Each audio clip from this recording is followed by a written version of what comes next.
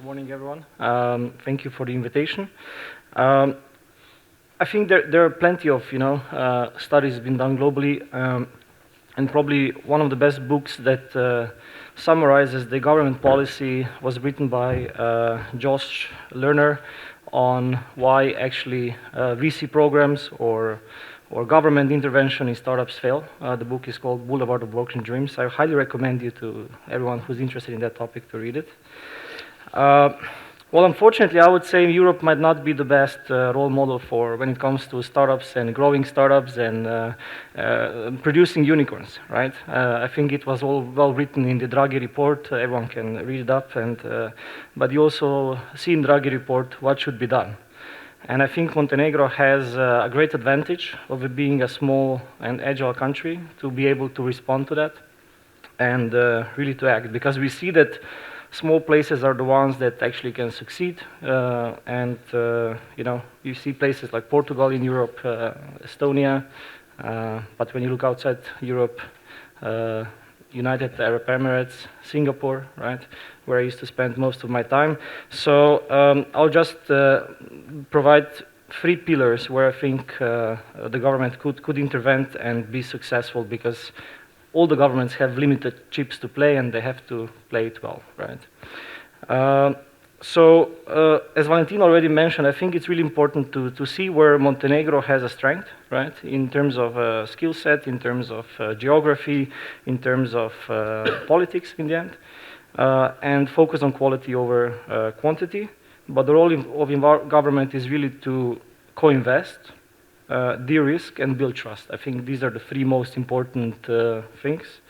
And you can do it by 3 different pillars. One is, of course, policy. The other one is talent and education. And the third one is capital, right? That's all you need to actually create an ecosystem where magic happens. In a sense of policy, I think it was mentioned earlier in the panel by the CEO of Wally. It's a very simple metric, ease of doing business, right?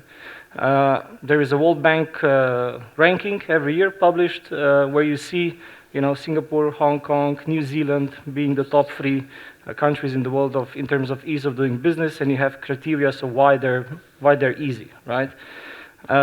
And some of them are tough pills to swallow because they influence our culture as well. One of them is language, right? And it's maybe a bit of a radical approach, but if you have business language in English, you're already open to the world, right? If you have it in a local language, you're kind of closed, right? And that's the problem of Europe in general, I would say, being in a single market, where you have 27 different languages, and the SEPA doesn't really work as nicely as it was presented yesterday, right? And the second one is really trust building in terms of contracts being enforceable, right?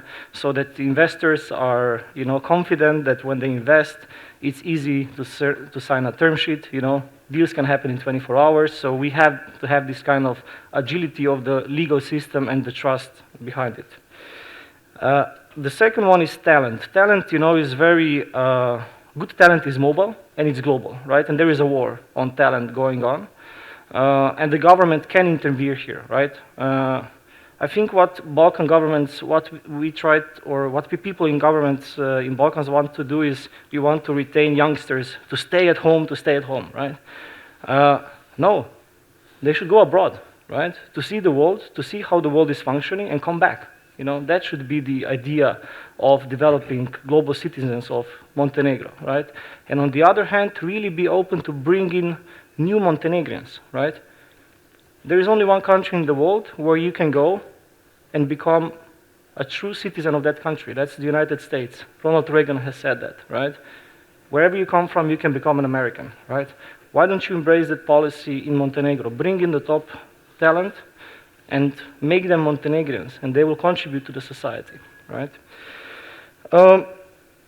Valentina really emphasized on the commercialization part of the university, and I think that's super important. We've done some project on the higher education end in Montenegro with the government and the university, and there's European Commission programs that can help, with further, through Horizon programs, through capacity buildings, in venture building, etc.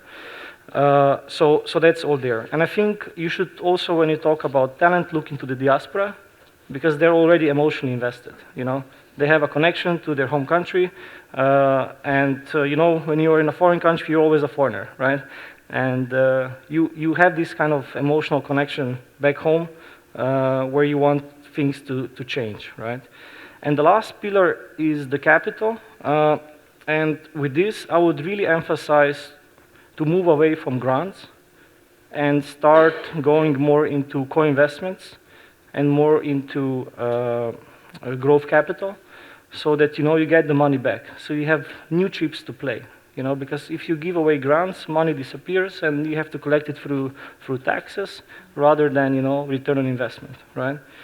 I know that there is a great law in Montenegro, and I think it's one of the rarest in the region, where you can actually get tax breaks if you invest in startups or venture capital funds as an entrepreneur.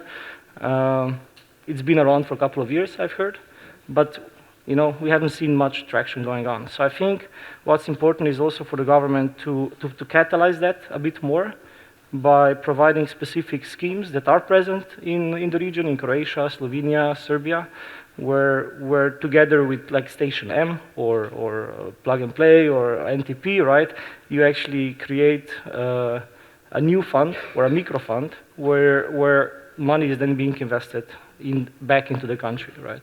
And I think these are the three pillars I wanted to emphasize. Thank you very much.